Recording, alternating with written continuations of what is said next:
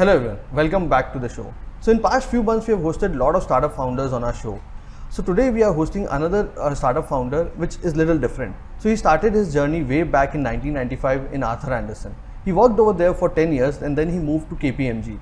At KPMG he built the tax and M&A practice for them and grew it, and then also became the National Head of Taxation. In 5 years back in 2018, he stepped aside from KPMG to start his own firm called as Transaction Square, which has grown to now 13 plus cities in India. So I think a lot of you have already guessed who our next guest is. So let me welcome Girish Vanvari to our podcast. Thank you so much for coming on the show, sir. Thanks, Siddharth. So I was also part of KPMG's M&A tax practice when you were there. It was great to work under your leadership. Good to see you again. So, sir, we have seen a lot of your interviews on TV and YouTube where you have talked a lot about industry, taxation, business and all. But I want to start more on a personal level. So what was your early journey, early life like? My early journey was NM College. NM College, where I really decided what I want to be. And I was in NM for 5 years, did my TY BCom, and that time it was considered to be factory of CAs. Yeah. So my first grounding was through NM College, where really I was surrounded by everybody who was ambitious, people wanting to do MBA, people wanting to do CA. And actually that's when I learned having the right surrounding of ambitious people helps you also to go further in life. Those were really very good days. Got it. So many of our viewers are also from the CA fraternity. So wanted to understand, why did you decide to do CA? Is it just because of the ecosystem which you were around? Actually no, I was inspired by a neighbor of mine. He was a guy called Mr. Doshi. He was a chartered accountant, and whenever I saw him, I felt I should be like him. Mm-hmm. And this inspiration started in my school days.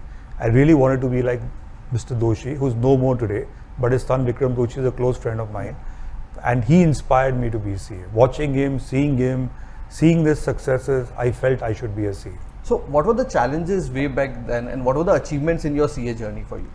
The challenges in the CA journey was actually hard work, in the sense like hard work, only hard work, and the unpredictability of the outcome of your hard work, which was perceived then. Yeah. So really, I wanted to be a CA, seeing this man, and every step I took in college was to be a CA.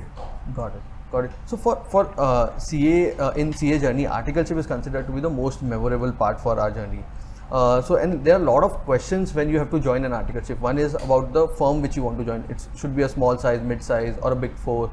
Then it comes to which department to join, and there are a lot of confusion around. I also had a lot of confusion. What will be your advice to students out there? So I'll tell you how I looked at it. When I decided to start my articles, I was very sure that I will not do dummy articles. Yeah. I was very sure that I would be in a place which would teach me something, which will grow me, where I would interact with people. And at that point of time, there were a lot of firms in the country. So there was Lovelock Lewis, there was SR Bartley Boy, there was SB Billimoria, and there was AF Ferguson. So I did my interviews with all four of them, and then I chose Ferguson because Ferguson really enamored me. They had the best audits then. They had Unilever's, Mahindra and Mahindra's, the Tata Group, and really it was a firm which did solid big audits. And I was sure I wanted to do my articles in audit because audit makes you interact with people. So I really did not want to only study the course, but I wanted to learn human skills, which the articleship with Ferguson's and audit department taught me. Got it. Understood. So then you started working with Arthur. So after you cleared CA, you started working with Arthur Anderson. And I've heard a lot stories from Arthur Anderson. Whenever I talk to someone who has worked, they'll praise a lot about Arthur Anderson. So what was your experience like in Arthur Anderson? So I think before I get to Arthur Anderson, the first thing is that since I did my articles from audit, how did I land up in tax? Correct. Because I did my articles in audit, I should have gone and become an iBanker or done more audits. Yeah. But I transitioned to tax, and that happened because I got married immediately on becoming a CA. And then I didn't want to travel because audit made you travel. In Ferguson's, I traveled to Yavatmal, Khamgaon, different places which was really very hectic. Yeah. So I said, no, tax doesn't make you travel. So then I went for interviews on tax. And when I went to Arthur Anderson for interview, because I got a rank in CA final, they called me and they invited me to join them. It was the firm I wanted to be in. When I entered that, the professionalism, the aura of it, and the way they looked at things was just amazing. I think after CA Anderson made a big influence of what I am today. Correct. So in that I have a question, like a lot of people today, when they do CA, they want to do a lot of other degrees also. They'll chase a lot of degrees like CA ho gaya to CS, CFA or any MBA or these are degrees. And you did CA and that was it. And then you joined the firm. So what was your thoughts around, should we chase degrees or should we chase experiences? Oh, I had a lot of friends who were CA, ICWA, CS, wanting to do MBA. And now when I compare myself with those friends who chase degrees, it really doesn't matter. What you need is CA and a good firm which trains you. Okay. So your first job, your first articles have to be real. They have to be in firms which actually train you, give you exposure to clients. So really only one degree was enough. And I think today also I would advise people to do CA and MBA or CA and law. Yeah. CS, ICWA along with CA is a duplication actually. Yeah. CA and MBA I would say because MBA takes you to a McKinsey or a Booz Allen. CA and law I would say because if you are doing practicing CA, law degree helps. That's what I feel. If I had to do my career again, I would do CA and law. Okay, got it. So now you worked in Arthur Anderson, then you moved to KPMG, mainly because Arthur Anderson fell because of the Enron scandal in US. So how was your experience like in KPMG and how did you grow the practice over there? So I think first I would like to talk about my learnings in Arthur Anderson. Yeah. Arthur Anderson taught you to be the best. Arthur Anderson really ingrained in you that how to have great presence, how to make deep impact with clients, how to build relationships with clients, how to give advice, how to present yourself, how to be the best. Yeah. So they really invested in you and they made you feel you are the best and you actually endeavored to be the best in lots of things you did. When Anderson collapsed, that was the biggest shock of our people's life because now when you're in a job, like say you're in a startup, people would tell you, you be in HDFC or a Kotak, that is very secure, startup band ho jate hain, startup really fires people, see what is happening with Silicon Valley Bank today. Yeah. So really it's very uncertain to be in a startup. But then Anderson collapsed too. Yeah. Like nobody would dream of Anderson collapse. Absolutely. But Anderson collapsed, suddenly it became zero. And the whole firm was up for sale. And in India, they merged into EY. Yeah. I was in after Anderson for a year in EY because in the merger, we all shifted to EY. Yeah. And then I branched out to KPMG. Got it. So really, the look and feel of an Andersonite, today, wherever you see it, it is so synonymous. Correct. You can spot an Andersonite wherever it is. That's what. So how was your experience then in KPMG? And what made you rise to the top at an early age? Actually, I would say amongst the big four as I see it, KPMG is the best big four in the world. It is like America. You can be what you want to be. Okay. You could actually go out and aspire to be the CEO, tax head, whatever you want. If you're willing to work hard, the firm gave you the opportunity. So the firm was driven on merit, the firm was driven on promoting youth, and the firm gave you those opportunities. So first I had very supporting CEOs, whether it was Ian Gomes, Richard Rickey, Sudhir Kapadia, who actually invested in me, who actually gave me those chances, let me take those risks, let me grow, from strength to strength every day. Yeah, got it. Then you wanted to, you moved on to start your own firm. When was the idea you had about that you wanted to start your own firm? Tell us about that. Actually, before I get there, I just want to speak about people who do Big Four journeys. So a lot of people make careers in Big Fours. A lot of people want to grow with Big Fours. And I would say that don't be afraid to do different things. Like I started with the M&A practice, then I built the international taxation practice, then I led the tax practice. I could lead the tax practice because I did M&A and international tax. Yeah. So if you're willing to get out of your comfort zones of servicing different kinds of clients, moving from different markets to different markets, moving service lines, like if you were doing GMS, get into transfer pricing, get into GST if it's new. Don't be afraid to try different things. What I see as a problem with a lot of people in Big Four is that they want to keep doing the same things and they expect to grow up in the same things. That never happens in life. So how do you make sure that you grow every day, add more value, build relationships with clients? Like for example, when you start early, take your age today. If you're building a relationship with a junior most person in a finance team, that guy will become a CEO when you become 30. That guy will become a CFO somewhere when you're at 30, 35. Yeah. So that will be a goodwill bank which you carry. So build relationships, be with the clients and keep evolving, every year, because every 3 years the profession changes. Correct. So that's what my advice would be: just keep on doing newer things. Growth will happen.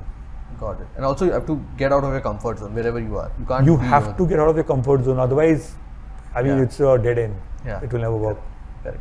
So now you worked in KPMG, then you started your own firm, and it's been like 5 years now. Wanted to understand first, how did that thought came in when you wanted to start, and then how's the journey like till now? I would say I conceived to be an entrepreneur in 2009-10. Okay. In 2009-10, I used to visit Salisbury Square, where our KPMG London office was, and I used to always stand there and feel, if I had a firm of my own, it could be called Transaction Square. And I registered Transaction Square because Salisbury Square, Times Square, it inspired me to form that name. I registered it then. Okay. The logo formation happened then, but later. But I was very sure that one day I would be an entrepreneur. Then the question was, when should I leave? And the answer was that I wanted to leave way back, but the roles and responsibilities in KPMG were so nice and challenging. It kept me engrossed, it kept me motivated, it kept me growing every day. But I knew I would want to be one day out of it. Got it. So, and then the moment happened and I left. Got it. So when you started your own firm, because it's a people's business, you need a lot of team members who will join in your team. How did that happen? Like how did you select who all the founders and the team would be in the your new firm? I would say if you see the whole CA profession, there are the big fours, and they are the rest. Yeah. In the rest, there are chartered accountants who try and do things on their own, and some are in the industry. Industry grows in the normal path. When you try and build a firm on your own, you try and have smaller teams. You try and have smaller people. So like a chartered accountant working with 5-6 chartered accountants, and then 30 article clerks and graduates. That is not the way to build a firm, because our business is of rhythms and currents. So let's say when you're going to a doctor, what you want to ask the doctor is that you want to do a heart surgery, how many you've done in the past, how many successful, how many unsuccessful, what are the learnings. Similarly, when you're consulting somebody for a complex tax issue, you want to know what the experience of that person is. So there's a minimum rhythms and currents which is required to give good advice. So when you start your own firm, the question is that should you be on your own with 15-20 people, or should you build a team of 100, 200, 300 people, so that the rhythms and currents of the business is there. And the rhythms and currents means the firm has experience. So today if you ask me, okay, what happened in the last 5 transactions? How many people gave indemnities? What was the nature of those indemnities? Were those indemnities insured? What is the quantum of that indemnity? I would have data in my firm which would say this is the market practice. Now that I can't do if I am on my own. So I decided that we should have, with my co-founders, a team of people, well-wishers who would take it to the next level. And now today we are around 380 of us across our 13 offices, and it's really building every day as we talk. What was the idea behind, because you're also present in metros, but you have moved to tier 2 cities where I think Big Fours have not moved. What was the idea behind that? The idea behind that is that whenever a person is going through a big transaction, he needs help. He needs help on the ground to organize himself. So for example, if a company, say in Lucknow, is going an IPO, he wants people on the ground to help him shape himself for the IPO. He wants everyday interactions. He doesn't want once in a way coming to Bombay for some advice or going to Delhi for some advice.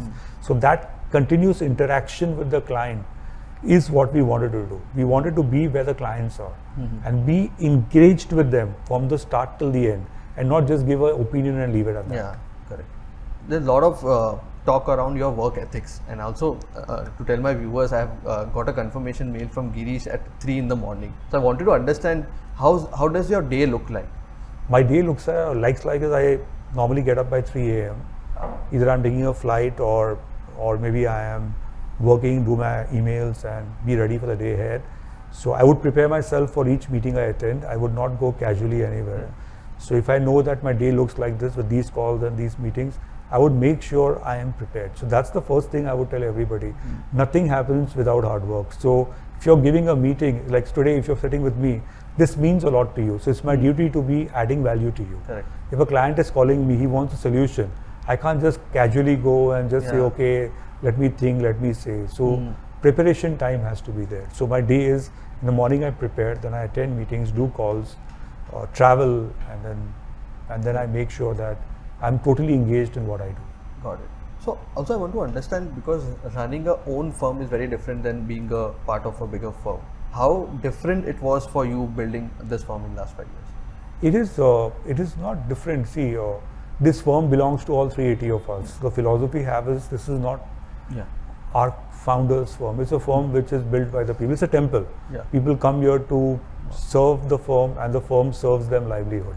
So really, we look at it as one team, one goal. We don't have any designations. We don't have any, I report into this, head of Bombay, head of South. We don't have anything of that sort. It's a simple firm where people love to work with each other. People team each other and go forward. So that's the culture which we have tried to build. Okay, building something is always something challenging, but there's a big joy in it. Correct. So there's a joy every day of meeting newer and newer people, figuring things out, learning newer and newer things, and seeing what is good for your clients, what is good for your people, what opportunities come in front of you, and actually growing every day. So there was never a dull moment, I would say.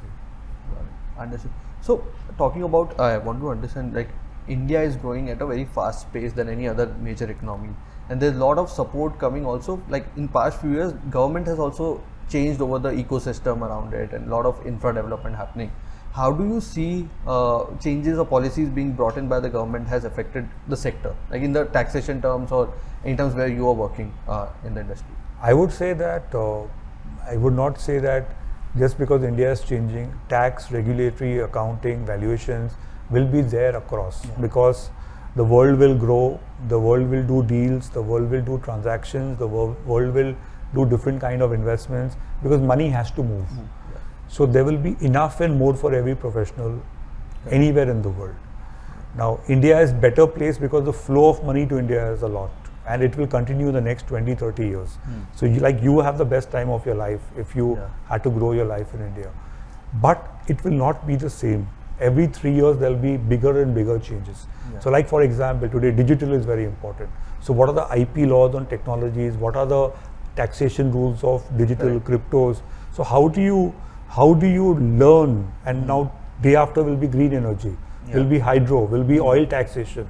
How do you learn every day and be ready for the new world ahead is where the challenge is. People get into a comfort zone. They think that CA ho gaya bas. Nahi, that is not the thing. How do you evolve every 2-3 years to do bigger and bigger things with the changing environment, with the changing opportunity is the key. Got it. So overall you have to target what's the growth sector like. Absolutely, and spot the trends. Spot the trends. I think the same advice I got from Jamil also. I asked him, how did you grow? So you always said, grow where the sector is growing. And absolutely. You grow along with it. Like what he's doing is ESG, that's the future. And now taxation rules on ESG, on green energy, green hydro, valuation, how do you do it? It's all a very new topic and you should learn it. Right, understood. So when you're talking also about crypto, and you're well into the cryptocurrency ecosystem also. Just wanted to understand how taxation laws are around that in India. It is evolving. Now we just have this ad hoc tax, but it's evolving. Now what I want to see is how will crypto be legitimized in this country? How many days India will ignore it? The whole world is recognizing it, but India is denying it. They just have a, anti-abuse tax so that people don't do cryptos, but people are doing it with overseas money and all. How will this be legitimized is very, very important. Then the laws will follow. So any words of advice to our viewers who are from the CA fraternity and even working in different firms around it? So any words of advice? I would say that they have to keep evolving, they have to keep learning, trying new things, not being afraid to take risk, but keep the integrity and the honesty very, very high. Whatever you do with hard work, make sure you do it the right way, make sure you do it with utmost dedication and not go down a path which is not right.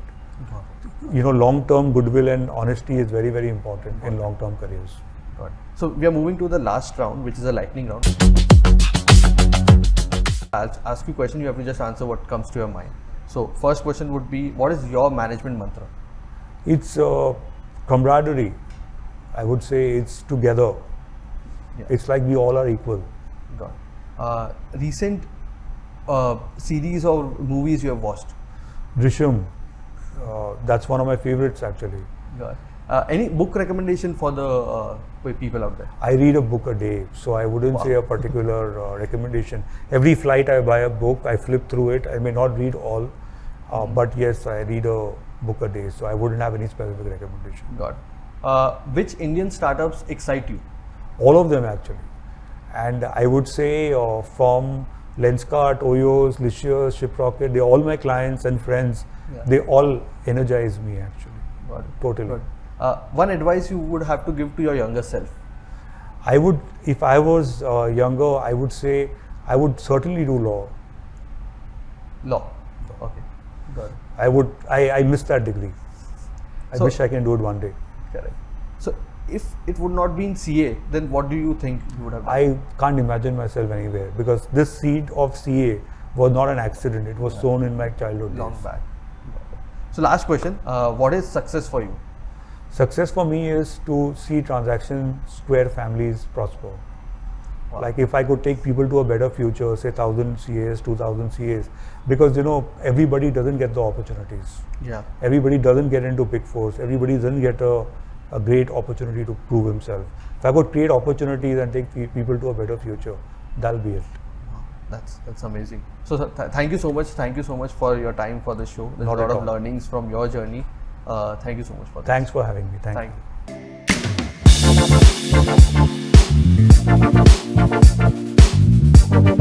you.